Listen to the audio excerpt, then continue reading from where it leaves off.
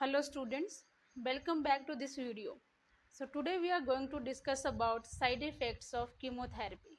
So in this video we will discuss one of the side effect. So what is chemotherapy first of all? Chemotherapy में हम क्या करते हैं? We are using some agents in order to kill the cancerous cells. Cancerous cells को destroy करने के लिए हम कुछ drugs use करते हैं, कुछ medicines use करेंगे so that कि वो destroy हो जाए and patient recover हो जाए, right? But जो कीमोथेराप्यूटिक एजेंट्स होते हैं they are not only harmful for the cancerous cells but also for the normal cells. वो क्या करते हैं? कैंसर सेल्स को तो डिस्ट्रॉय करते हैं बट अलॉन्ग विद दैट वो नॉर्मल सेल्स को भी डिस्ट्रॉय कर देते हैं. ठीक है. So today we will see what are the side effects. So one and the major side effect of chemotherapy is bone marrow suppression. और what is bone marrow? First of all bone marrow जो है वो bone marrow जो है वो हमारे long bones में present होती है. ठीक है. लॉन्ग बोन्स में बोन मैरो प्रेजेंट है. दो तरह की बोन मैरो होती है, red bone marrow and yellow bone marrow. So bone marrow का मेन जो फंक्शन होता है that is haemopoiesis. Now what is haemopoiesis? Haemopoiesis का मतलब होता है फॉर्मेशन ऑफ ब्लड सेल्स. जैसा आप सबको पता होगा हमारे ब्लड में 3 तरह के सेल्स प्रेजेंट होते हैं, red blood cells, white blood cells and platelets. तो तीनों की ही फॉर्मेशन करना किसका काम है? बोन मैरो का काम है. So what happen in case of bone marrow suppression? अब देखो स्प्रेशन का मतलब स्प्रेस हो गई है तो बोन मैरो जो है वो ये सेल्स को प्रॉपर तरीके से फॉर्म नहीं कर पाएगी. ठीक है. अब बोन मैरो जो है ये सेल्स नहीं बना पा रही है, इसका मतलब ब्लड में ये सारे सेल्स क्या होंगे? कम हो जाएंगे. सो इफ आरबीसीज कम हो जाते हैं तो पेशेंट को अनीमिया हो सकता है. अगर डब्ल्यूबीसीज कम हो जाएंगे तो पेशेंट को इन्फेक्शन हो सकता है because of the low immunity. और अगर प्लेटलेट्स कम हो जाएंगे तो पेशेंट में ब्लीडिंग हो सकती है which can be unexpected. So we need to take bleeding precautions here, right. So अब bone marrow suppression. Normal bone marrow में अगर आप देखोगे, जैसा आप इस पिक्चर में देख सकते हो, नॉर्मल बोन मैरो में क्या होगा?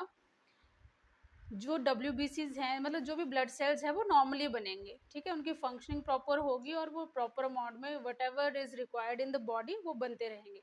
But if there is bone marrow suppression तो इनका जो काउंट है वो कम होता जाएगा.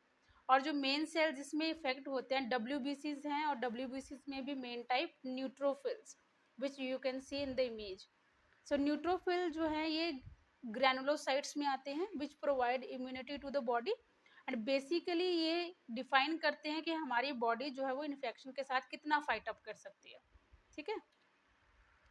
सो अब देखो जब भी कोई कैंसरस पेशेंट कीमोथेरेपी ले रहा होता है तो एट दैट टाइम जो एएनसी है, एएनसी मतलब एब्सोल्यूट न्यूट्रोफिल काउंट, ये कम हो जाता है. इट मीन्स जो न्यूट्रोफिल्स हैं वो कम हो गए हैं तो कंडीशन क्या हो जाएगी? न्यूट्रोपीनिया.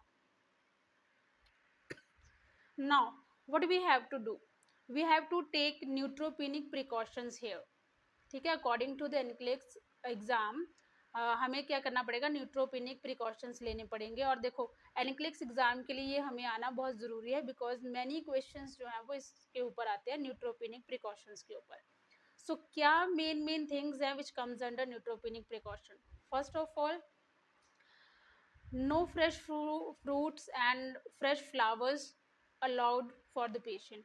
पेशेंट को हमने कोई भी फ्रेश फ्लावर्स हो गए, फ्रेश फ्रूट्स हो गए, वेजिटेबल्स होगी वो नहीं देनी है, right. Second, provide private room to the patient. तो पेशेंट को क्या करना है? प्राइवेट रूम देना है सो दैट पेशेंट को कोई भी क्रॉस कंटेमिनेशन ना हो. Next one is if you are sick और if any visitor is sick so वो पेशेंट के रूम में एंटर नहीं कर सकते हैं. If visitor want to enter in the patient room तो एक तो उसकी प्रॉपर स्क्रीनिंग होती है. अगर उसको कोई भी इलनेस है या फिर कोई उसको वो सिक है या फिर उसको किसी तरह से कोई इन्फेक्शियस प्रॉब्लम है तो वो एंटर नहीं कर सकता है. But if he is okay तो इन दैट सिनेरियो विजिटर जो है वो जा सकता है but not more than 30 minutes. और 6 फीट का डिस्टेंस जो है वो मेंटेन करके रखना है. Next, whenever you are going to the patient's room, you have to maintain hand hygiene. Hand hygiene का मतलब क्या है? प्रॉपर सैनिटेशन करके जाना है प्लस अपने जो भी हैंड्स हैं उनको वॉश करके जाना है. ठीक है.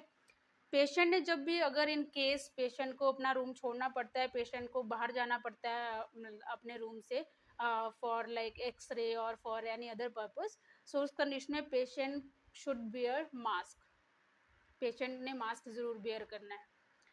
नेक्स्ट हम क्या कर सकते हैं, पेशेंट को हमने अंडर कुक्ड फूड और रॉ फूड नहीं देना है, जो भी फूड पेशेंट को देना है should be properly cooked and hygienic. So these are the points which we need to remember in case of neutropenic precautions. I hope you understood this topic, and if you like this video, please like, comment, share and subscribe. For NCLEX classes, you can contact on the given number. Thank you.